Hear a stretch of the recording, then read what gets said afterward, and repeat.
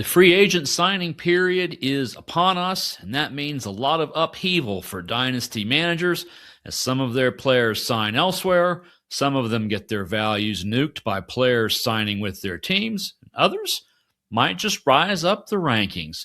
We'll talk about all that with Marc Gartenberg on Dynasty Compass.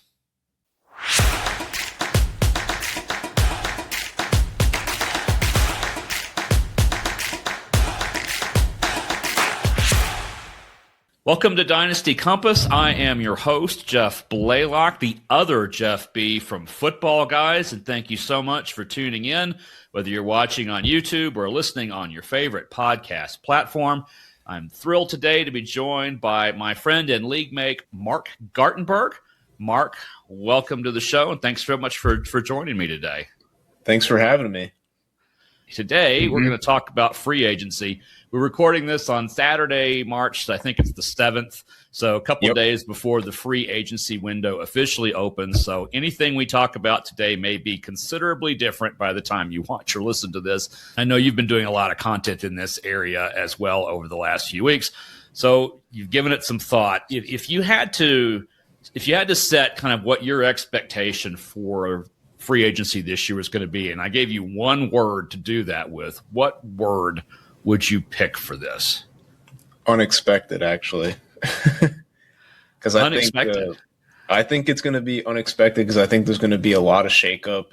Like, you already see Kenneth Walker most likely not going to be on the Seahawks. Honestly, I personally did not think that was going to be a possibility because, Zach Charbonnet just tore his ACL. I thought that was going to put the Seahawks in a position where they have to keep Kenneth Walker, but seems like they're not going that route. So I think it's going to be very unexpected. I also thought that the Jaguars would keep Travis Etienne because I thought he was really good this past year, but nope, they want Bishal Tutin, and it's bye Travis Etienne, it seems. So I think it's going to be very unexpected. I think there's going to be a lot of shakeup, especially when I'm looking at this list. I see a lot of players in the AFC.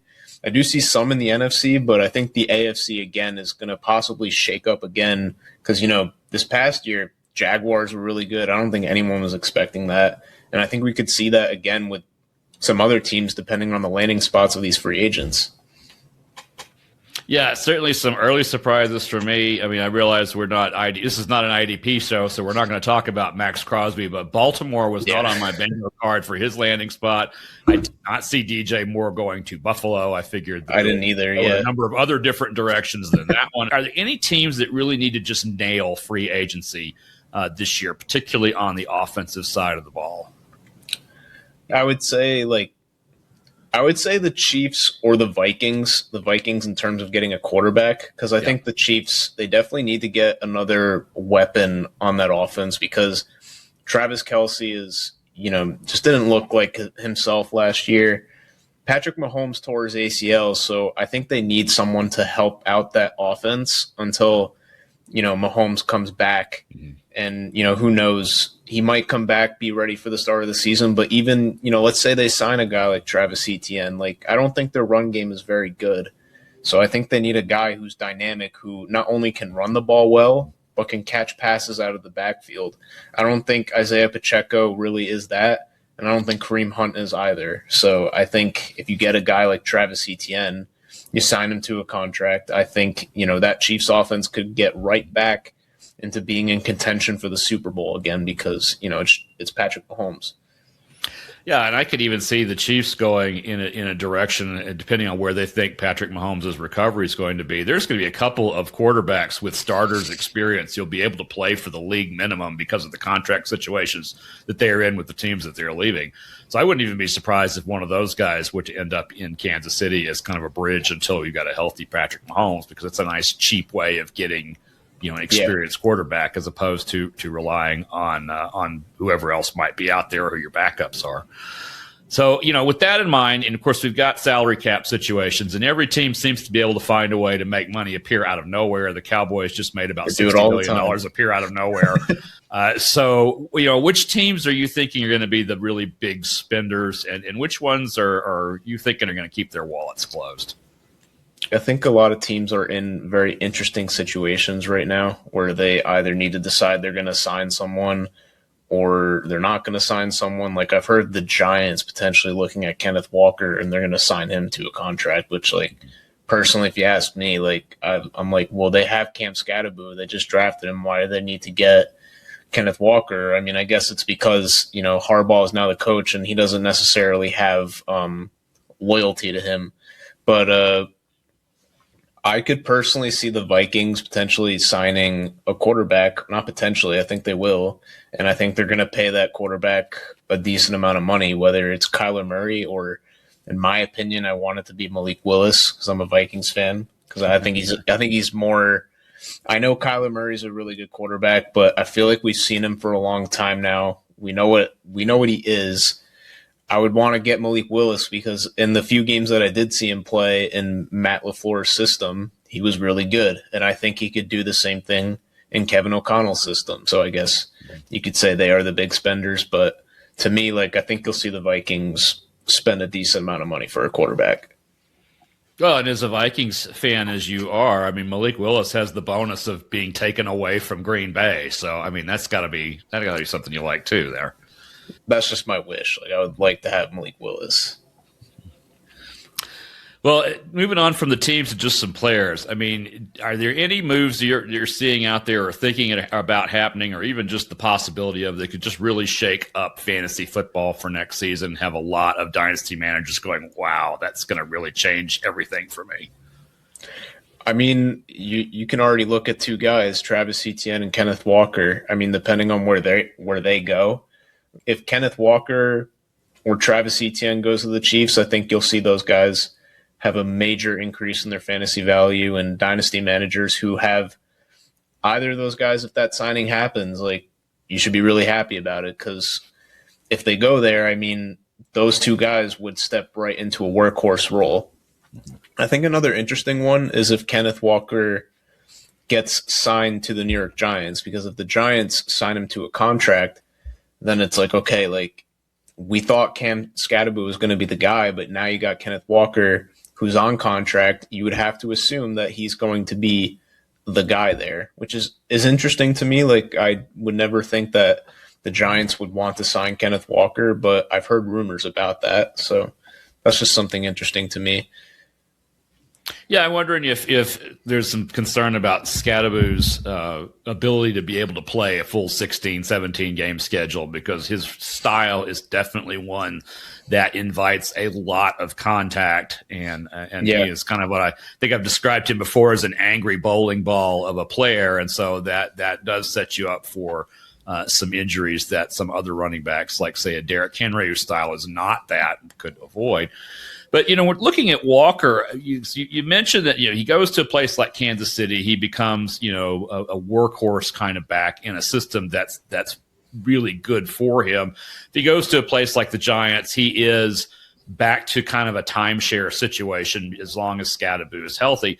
But if he just stayed in Seattle, would he not also be in that kind of a workhorse role? And so whether we think that's possible or not, is he the type of player whose value might actually rise if he just stayed right where he is and didn't go to another team? I think if he stayed in Seattle, it's ultimately possible. I'm more so just coming at it from the standpoint that, if Seattle didn't want to franchise tag Kenneth Walker, which I think is a lot more, risk-free than signing a player to a contract, I'm not really sure why they want to work out a contract if they didn't do the franchise tag, which was an option for Kenneth Walker. So, yes, if Kenneth Walker did stay in Seattle, he would absolutely be the guy, because I don't see Zach Charbonnet returning for the beginning of the season. Are there any other kinds of free agents that you just assume stay right where they are as fantasy value, because wherever they're going to go, the chances are they're not going to be as valuable as they are where they are today? Right. I wish Alec Pierce would stay with the Colts and be with Daniel Jones, because Daniel Jones looked very good, and Alec Pierce, I think, he's been one of the best receivers on yards per reception for the past couple of years, actually. And I think if the Colts just full-fledged make Alec Pierce the wide receiver one And in Indianapolis, like I think he's a guy who could go from, just kind of wide receiver 2 to potentially high end wide receiver 2, maybe even wide receiver 1. Because to me, he's a guy who has shown he's good enough to be like an X receiver in the NFL. Yeah, I mean, Pierce used to, for deservedly, had a reputation of being basically a deep threat home run hitter, and he's the kind of guy who's terrific for best ball formats, but not so great for just regular kinds of fantasy football formats, because he was either going to give you an 80 or a touchdown, or he was going to give you absolutely nothing. Then last season, we really saw him increase a lot of increased usage in those kinds of intermediate routes, which are just money for fantasy football. Yeah. Because, 15-yard completions are a lot easier to get than 40-yard completions are. And so I think you saw a lot from Pierce that way. So if you do have some dynasty managers who are still viewing Pierce as that deep threat, get him now while you can. But I think there is kind of this concern. I think you nailed it with him. He's probably best from a fantasy standpoint right where he is, because they can work him into that offense very well. If he goes somewhere else, he's probably not the wide receiver 1. And if he is, the offense probably isn't good enough to support him in that role. And so, we think about kind of a middling offense that's out there. If you add an Alec Pierce, you add a Kenneth Walker, you add some of these other free agents that are out there, you add those to that team, they go from being lower middle of the pack to suddenly this is an offense that can really score for fantasy football purposes. Well, the team that just made the Super Bowl, the Patriots, they just released their receiver Stephon Diggs, and I think, Kayshon Boutte, he's shown potential, but to me, I like Alec Pierce a lot more. So, I think the only other team I would like to see Alec Pierce go to would be the Patriots, because then now you're giving Drake May, a guy who I believe could potentially step into an alpha wide receiver role, and also just be like the X on the field, just be the guy who, gets open, draws coverage, and gets targets, because he's just going to be much better than every other receiver that's on that team. So for me, Alec Pierce, it's got to be either the Colts, or my second option would be to play on the Patriots with Drake May. So those are 2 teams I would like to see Alec Pierce go to.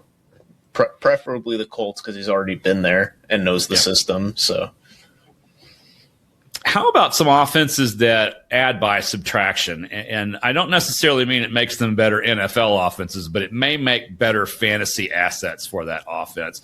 So they could do this either through releasing players or letting them walk in free agency. What offenses out there do you think could add by subtraction for fantasy managers? Add by subtraction. I mean, the Tampa Bay just lets Mike Evans walk, and now, I would say Emeka Egbuka. If dynasty fantasy managers have Emeka Egbuka, I mean, you would just have to assume that he automatically gets a huge bump in value, because now it's like the target's got to go somewhere.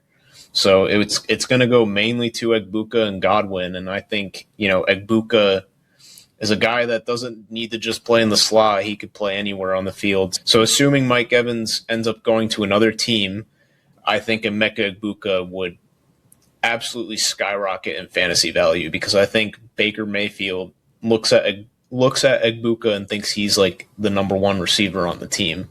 Even though you got Chris Godwin, he's older now, and Egbuka's still very young. And he was definitely, I would say, like one of the most polished receivers out of the rookie class besides Tedero McMillan.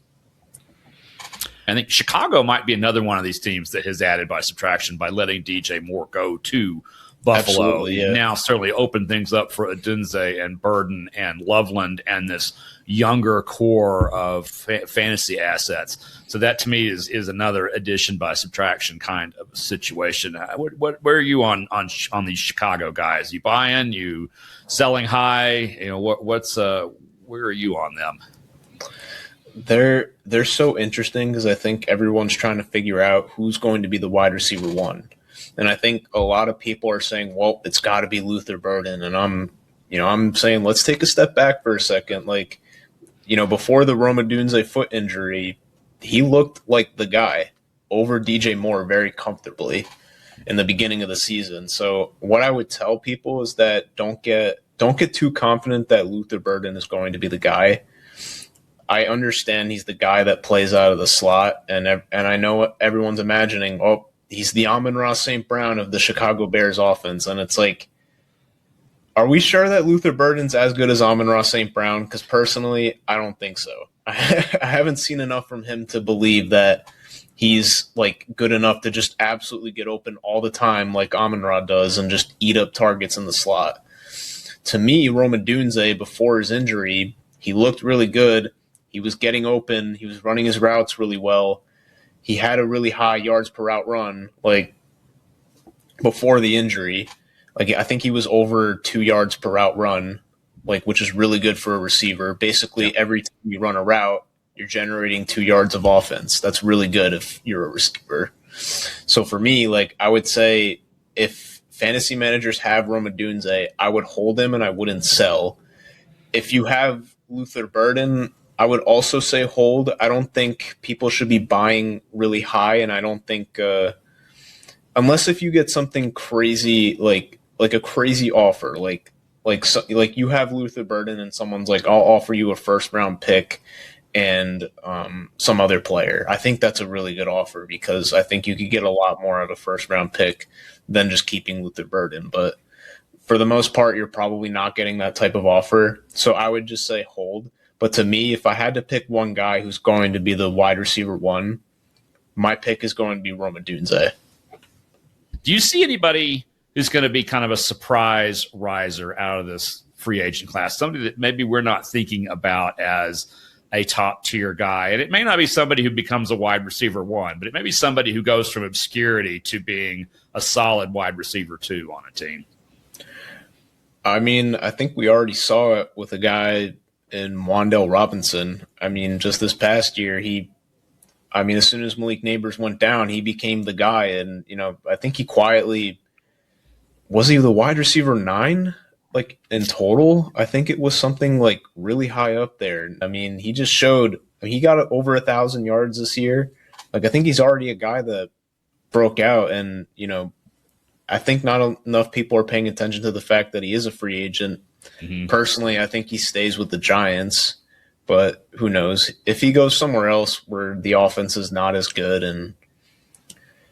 Then I'm not that confident in his value. Yeah. But if he stays with the Giants and he's still the wide receiver too, assuming the Giants don't draft, a Mekhi Lemon or a Carnell Tate, then Wan'Dale Robinson to me would be a guy that is going to be a good wide receiver too next year. So I think he's definitely a name that people should be looking out for.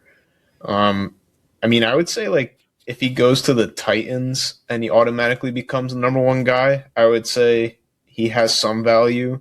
Mm-hmm. But we all did the same thing with Calvin Ridley last year, and that did not work out so well. So I would say Wan'Dale Robinson is a guy that everyone should be watching out for. And I think, the Titans still need a guy that's like a down-the-field threat, but, Wan'Dale Robinson could be just a guy where you advance the ball slightly down the field and, that's still offense. You don't need the 40-yard passes, as you said, like Alec Pierce is, just kind of that. We haven't really seen him like be super intermediate. We saw a little bit more of that from him this year, but like, for most of his career, like he's been the highest receiver in yards per reception alongside guys like Jameson Williams, just like more explosive, not necessarily like short intermediate routes. We've talked about it a little bit, but some of these guys where they land could also just simply lose fantasy value by landing somewhere else, particularly if they sign a lucrative contract to go be on the Jets. That is a disaster for dynasty production for the most part. Is there anybody? I don't get it. Yeah, I don't get why people say it's a good fit. It's just never going to be.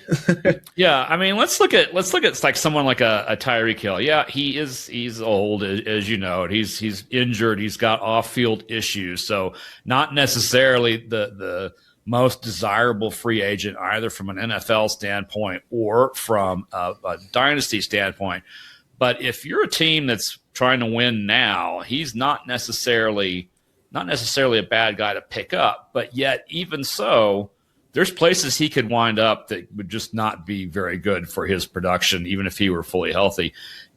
Do you see you see that with Hill, and are there any of these other guys we're talking about, Mike Evans, some of the guys who might be a little younger, any of these free agent guys that you're like, oh man, don't go there because that's just going to totally nuke you? Tyreek Hill, for me personally, I think if we're just talking about him, I think he's just kind of fallen off the cliff at this point. And to me, no matter where he goes, if it's good or bad, I just don't think he's going to retain that much fantasy value. I was one of the guys there. A lot of people were saying, draft Tyreek Hill, insane value. He's capable of being the wide receiver 1. And I said, I just don't think it's going to happen. And what does he do? He injures his leg. I mean, no one can foresee that, but it just kind of goes to the point. It's like just because a name value like Tyreek Hill is falling far in the fantasy drafts, it doesn't necessarily mean he's a value. So, to me, Tyreek Hill, I think if we're talking about him, no matter where he goes, I don't think he's going to retain much fantasy value because I personally just don't think he really has it anymore. But if we're talking about a guy like Mike Evans, if he goes to like a team like the Ravens, which, I don't know if that's going to happen anymore because they just signed Max Crosby. But like if he went to the Ravens and, you have Zay Flowers running out of the slot and then you have Mike Evans running out of the, X, that's a little interesting to me. So I would say Mike Evans going to the Ravens is interesting. I think he would get a lot of fantasy value there. But I don't think the Ravens are really in the market for a receiver, but maybe they are. Who knows? And then if we're looking at, Malik Willis, like I said, the Vikings, I think Malik Willis is a guy who could either not get much fantasy value at all or could absolutely explode in fantasy value depending on where he goes. And then same thing with Kyler Murray. If he goes to the Vikings, I would say he'd be really good too. And then not only would Kyler Murray be really good, but then, the guys, the fantasy managers who have Justin Jefferson, Jordan Addison, would also, they would get much more valuable. And then if the Vikings are in the market for a running back, which I think they might be, if they somehow get a guy like Kenneth Walker, which I don't think that's happening, but like if they somehow did, then, that would just be insane. So that would be awesome for fantasy. So the Vikings to me are a team that everyone should be watching out for fantasy because right now they're on the market for a quarterback. And, same thing for the Ravens. Like if they sign a guy like Mike Evans, which I don't know if that's going to happen, but if it does, then, I would say Mike Evans could be just an interesting, go get him to try to win your fantasy championship type player. Let's turn back to Willis because you mentioned him a moment ago. He's probably the hot quarterback name, at least certainly the hot one who's not going to be paid a league minimum the way Kyler Murray and probably Tua Tagovailoa might be if they go somewhere else. So yeah. Is Willis to me strikes me as someone who might be on the overhyped list, that we're expecting an awful lot from somebody who has very few career starts. Yes, he looked good in those starts. It was with a pretty decent Packers team that he looked good doing that. Is Willis somebody you're trying to get, or are you thinking he's going to be disappointing and you'd actually prefer to move him if you've got him? I mean, I feel like anywhere he goes to, he's going to have some floor in fantasy because he can run the ball. Mm-hmm. He's also a decent passer too. To me, just what would really unlock his fantasy value, like I said, going to the Vikings. And I think if the reports are, the Vikings right now are really in the market for a quarterback. So to me, I think they're definitely looking at, guys like Kyler Murray and Malik Willis. And I think they more so probably go for Kyler Murray because it might be a little cheaper. Yeah. But, who knows? They might say, we need a guy who is going to be good. And maybe Kevin O'Connell is like, I want Malik Willis because I can work with him more than Kyler Murray. Yeah. It's ultimately possible. So, I mean, I would say if you can get Malik Willis for really cheap, I would go for it. If you're trading assets that I think that makes sense for Malik Willis, then go for it. But if someone's demanding a first round pick for him, I wouldn't do that. Is that's too high. Yeah. Minnesota, I think here we have sort of an interesting conundrum if you are a JJ McCarthy manager, because let's just say, for the sake of argument, the choice is between Kyler Murray and Malik Willis. Willis, to me, is a multi-year commitment with a big salary attached to it. And if you do that, that to me says that McCarthy has no real future there in Minnesota. However, Kyler Murray, who could play for a league minimum for a year, could be a nice bridge for one season, and that would keep, to me, McCarthy still the guy, still looking like the guy in Minnesota at some point. That's something to watch for in my mind. The other thing for Willis, to me, is I think it was mentioned a lot early. It hasn't been lately, so it may not be a thing anymore. But to me, Miami makes sense because that's where Green Bay's coaching staff went. And they know him, and they know how to work with him. I think it's definitely like a good landing spot because, I think they have a lot of good weapons on that offense, being an Etienne and Jalen Waddle.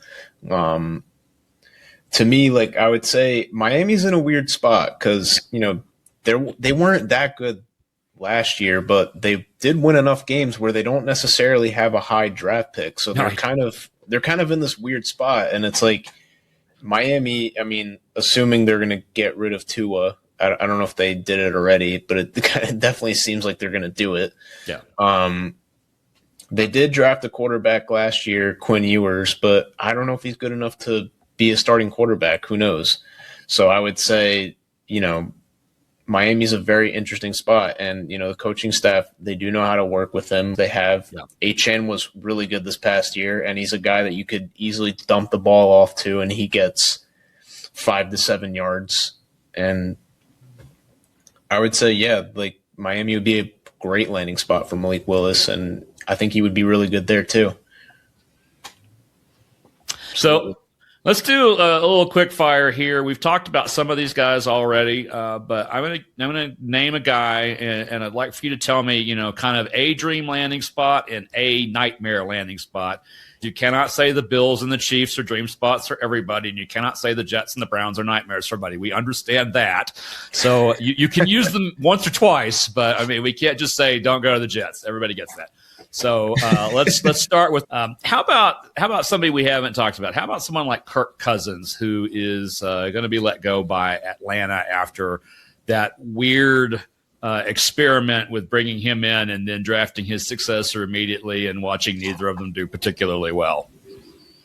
Yeah, that's an interesting team right now, the Falcons. So for me, Kirk Cousins, I'm not going to lie, I don't see him signing with – he's probably going to sign somewhere. I just I don't know. It's hard to determine like where he's going to go because I don't know. We just saw him play in Atlanta for the past 2 years. They signed him to a $40 million a year contract, and it did not work out. Yeah. Like he had more interceptions than passing touchdowns. So to me, I don't think he's a quarterback that teams are looking at and saying, we want him. Like to me, it's like if the Dolphins sign Kirk Cousins, I would just say why wouldn't you have just kept Tua Tagovailoa? Like he's younger and does the same thing. I would say if Kyler Murray goes to the Falcons, because the Falcons right now are kind of questioning whether Michael Penix is going to be their guy or not. Like if Kyler Murray goes to the Falcons, I think that's another one of those teams where it wouldn't be bad. I just don't think it'd be like that great, just because the Falcons, to me, like I feel like they have a lot of good players, but they have a hard time just functioning as like a good NFL offense. Mm-hmm. And then the games where they are really good, they put up a lot of fantasy points. Like Drake London is like, putting up like 18 plus points a game. You got Bijan putting up 20 plus points a game. But in the games where they're bad, those wide receivers, they really fall off. But Bijan's the only guy that's consistent.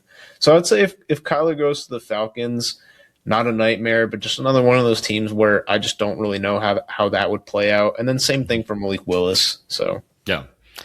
Well, let me float this one to you. I've not necessarily I've seen this talked about, but I don't know if it's just out of nostalgia or what. But what about Kirk Cousins going back to Minnesota? I don't think that's happening. I think that bridge has sailed, honestly. The ship sailed, that bridge is burned. Would that be that be a nightmare would you consider that a nightmare situation, either for your fandom or for fantasy purposes? I don't think it would be a nightmare. Like I think if Kirk Cousins went back to the Vikings, it'd probably work out somewhat well, just because Kirk Cousins knows the system. He's played with Justin Jefferson for 4 years before he left. I think maybe 3. So it's a team he's very familiar with. It's more so just like Kirk Cousins is, getting older now. He's not very mobile. Like the offensive line has to hold up for him, Right. just for him to be good. And if it doesn't, then he just gets sacked. He's not moving anywhere. So like to me, like as much as I'm not a huge Kyler Murray fan, but like if I had to pick between those two, like it would be Kyler Murray. But getting back to fantasy, I mean, I would say if Kirk Cousins did go to the Vikings, then yeah, it'd be pretty good. But for Kyler Murray, dream landing spot would be, Minnesota, obviously, and then a nightmare landing spot would obviously be the Jets and the Browns, but Right. not necessarily a nightmare if he goes to the Falcons. It's more so just like questionable. We just don't know. I don't know how that would work out personally. It could either be really good or it could be really bad. Let's move over to the running backs. We've talked a little about both these guys, Etienne and Walker. Dreams, nightmares for those guys. So for me, the dream landing spot for Kenneth Walker would just be the Seahawks. If he just stayed with the Seahawks, but it doesn't seem like that's going to happen. So if Kenneth Walker leaves, I would say the Commanders would be a very interesting landing spot for him, because I think they are in the market for a running back. I'm not sure what they're going to do about that. But if Kenneth Walker goes to the Commanders, he plays alongside Jaden Daniels. I mean, that could be really good. And we all know what Jaden Daniels is capable of. And then another team that would be really interesting for Kenneth Walker, I mean, we talked about it would be the Giants. I mean, if he gets signed to the Giants, I mean, he'd also be playing alongside Jackson Dart, so that would be really good.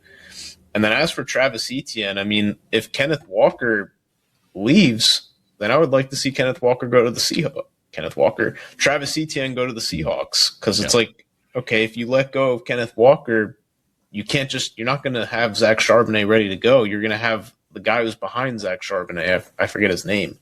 George Holani. George Holani, yeah, that's his name. So it's like I don't think George Holani is the guy. So like if the Seahawks get rid of Kenneth Walker, which it looks like that's going to happen, then they should get a Travis Etienne. That would be a dream landing spot. And then nightmare landing spots for those guys. I'm not really sure if there's like nightmare landing spots for those guys, because the Jets are already off the table. They franchise tagged Breece Hall, and I guess that was the absolute nightmare for Breece Hall, and it already happened. Yes, that's the nightmare there. I don't think it would happen either, but to me, Etienne or Walker going to Detroit would be a nightmare, because it caps everything imaginable. The offense is still going to be great, but now Gibbs is not. You expected Gibbs to do a lot more with Montgomery gone. He would not be. He'd be back to his regular role, and then Etienne or Walker would not be up to their normal roles either. So that I don't know that was where they would go with that. But the next guy might, and that's Rico Dowdle. He is also a free agent. Any dreams or nightmares for him that you can think of off the top of your head? You know what? I would just say right now, for any running back, if you go to the Panthers, it's a nightmare landing spot, because I have no idea what that backfield's going to look like. Is Jonathan Brooks going to come back and be the guy that they drafted? Is Chuba Hubbard still going to be the guy? You got Trevor Etienne as well. Like, I don't know what's going on with that backfield. So if any running back happens to land there, that is a nightmare. So, yeah, it's a chance to be the number one or a chance to be one of several. And that's the way Washington is too, unless it's one of these top guys. I don't think Bill Krosky-Merritt is their future or any of the other guys that they have right now. So I think Washington is definitely a place to be watching for there. We've talked about these receivers a lot: Evans, Hill, Alec Pierce, Wan'Dale Robinson. So it just anything that you can think of for those guys that we haven't mentioned as a place they might go that either would be really good or really awful for any of them or any of the players on those affected teams. Well, I think like I said, the Patriots would be a good landing spot, because they just got rid of Stephon Diggs, so now they are in the market for a receiver when they did have a guy and they let him go. But I think the Patriots are going to try to make a bigger move at receiver. Yep. Like, I think I could see them trying to go for an A.J. Brown, where it's probably going to cost them a lot more. But I think, if we're talking about the Patriots, they just need a guy who's an alpha. And Stephon Diggs was good, but I didn't necessarily see him as an alpha. Like, yes, he went over 1,000 receiving yards, but he was mainly out of the slot, and he wasn't like a giant presence on the field. So if the Patriots get like an A.J. Brown, that's a much bigger presence than, I would say, Wan'Dale Robinson, Alec Pierce, Tyreek Hill, Mike Evans. Mike Evans is still – all those guys are still really good, but A.J. Brown is A.J. Brown. Yeah, none of them really moved the needle there on an offense that we all saw in the playoffs was not good enough to win those games. It still won games, New England did, but that offense just is not getting it done. And unless they make some bold moves, it probably won't, even with the talent they've got on it. One other guy, another receiver we haven't talked about at all, and he, to me, is in that sort of guy who could surprise you depending on where he lands, is Rashid Shaheed, especially if you are in a league where kick return yardage counts for you. Shaheed might be a really intriguing free agent to be watching for. Any dream or nightmare spots for him that you can think of? I mean, I think the dream spot would be the Seahawks, just because they're scoring more points on offense. So I don't really know where else Rashid Shaheed would go. I guess the nightmare landing spot would be Tennessee. Yeah, I don't know. Yeah, they have several of that already. I don't know that he would help Tennessee very, very much. And then we have not talked really tight ends at all, but David Njoku seems to kind of be the mystery, the top guy in that class. He's leaving Cleveland. Yeah. Where's great spot for him, and where would you'd be like, oh God, no. So great landing spot. So if we're talking about tight ends, I mean, the Eagles, Dallas Goedert, he's a free agent. He's a free agent, and it's a possibility that he ends up leaving. So if Dallas Goedert leaves and goes to another team, I'm not really sure where he would go. Then if David Njoku goes to the Eagles, that would be awesome, because I think Jalen Hurts, needs a guy who's running, the intermediate routes on the field. Like, if A.J. Brown stays with the Eagles, I mean, you got A.J. Brown and Devonta Smith, who I would say play like the exact same style of wide receiver. Mm-hmm. Like, they both are great deep threats. They also can do intermediate routes, but, they don't have the Eagles don't really have a true slot wide receiver. And their tight end seems to fill that. So if David Njoku goes to the Eagles, I mean, he's a guy who does intermediate routes. And, I mean, we see him get open. Back in – I mean, not this past year, because they just had Harold Fannin Jr. on the team. Right. And he's really good, so it seems like they don't want Njoku anymore. But when Njoku was the tight end one, he was always a really good fantasy tight end. So I think he could revive that a little bit if he went to the Eagles, assuming Dallas Goedert leaves. And if he doesn't leave, then that becomes almost a nightmare, because then they both kind of are capped in that situation. Since Philly, to this point, has not run a whole lot of two tight end sets, maybe they would change a little bit now with a different offensive coordinator and play caller. And with two tight ends, they could actually run two tight end sets with, if they kept both of them. But, obviously a lot of volatility, a lot of question marks. How as a fantasy manager are you approaching these next couple of weeks? Is it a buy window for you? Is it a sell window? Is it a wait and see? I mean, where do you put yourself kind of on that spectrum as a dynasty manager as we enter this free agency period? So I guess if we're talking about the running backs, because I think those are the hottest commodities right now. If you're talking about Travis Etienne or Kenneth Walker, I think those are guys I might be buying right now, just because I think wherever they go, assuming it's not one of the teams that we don't like, but the Jets are already off the market, so we don't have to worry about that. I mean, I don't know if the Titans are on the market for a running back. I'm pretty sure they're not. But for me, the teams like the Chiefs, they're in the market for signing a running back, because they seem to not want Isaiah Pacheco. The Seahawks are now going to be on the market again because they're going to get rid of Kenneth Walker. I would say Kenneth Walker and Travis Etienne are two guys that I would be buying. And then if you're a fantasy manager who has Kenneth Walker and Travis Etienne, I'd be open to the offers of maybe selling if the offer, exceeds the value of those guys. So I would say if you're trying to get a running back, see like what you could offer for Kenneth Walker and Travis Etienne, but obviously don't overpay. Don't give first round picks or anything like that. So those are two guys I'd be watching. All the other free agents here, like maybe David Njoku if he goes to the Eagles, like if that really becomes a possibility, he's a guy that I might want to buy too if you're kind of contending and need a tight end. But other than that, I'm not really that big onto these free agents, I would say. So, yep. And maybe, the window might have already passed. Like maybe you could have got Justin Jefferson for a little bit cheaper a while ago. But now that the Vikings have made it clear that they're on the market for a quarterback, I think that window is kind of closed a little bit. So. Yeah, definitely. He was someone you could be picking up last year. He's generally been quarterback proof. Just last year was a little bit of an exception, but still really talented kind of guy. And I'm with you. I'm not super excited about this free agent class. I think what they're actually going to provide for us is more clarity about where the rookies are going to go. Because if you are picking up some of these guys, that means you're probably not drafting one of the same position, which will limit some of where this is going. But, speaking of rookie drafts and drafting, you and I are in a league together. You've got the 101. We won't say why. Maybe you traded for it. I don't know. But you have the 101. So you are on the clock. This is news to me. I didn't know. So you have the 101. Is it Mendoza, Love, or door number 3 for you? Oh man, in our draft last year, I did not do a good job of taking quarterbacks. I took a lot of.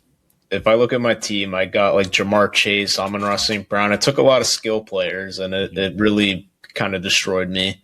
So for me, it's definitely going to be in between Fernando Mendoza and Jeremiah Love, because the only issue is that our league is super flex, and that makes quarterbacks a lot more valuable. So I'll evaluate those two guys, because those two guys are the number one guys I want to take out of the draft for sure. If I got the 101, it's got to be in between those two guys. Yeah, I think you and a lot of other 101 holders are in that same boat. It's going to be one of those two. They're the kind of runaway favorites in the class right now. So, Mark, This has been a lot of fun. Thanks for joining me. Just remind everybody again where they can find you and any other parting words of advice you've got for the people.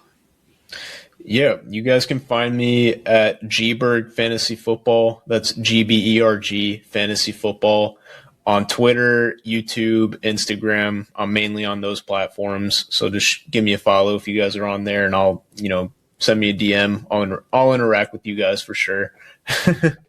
And that's it. I would just say, watch out for where these guys go, because it could shift some things. I would keep an eye on guys like I mentioned, Travis Etienne, Kenneth Walker, and even Malik Willis.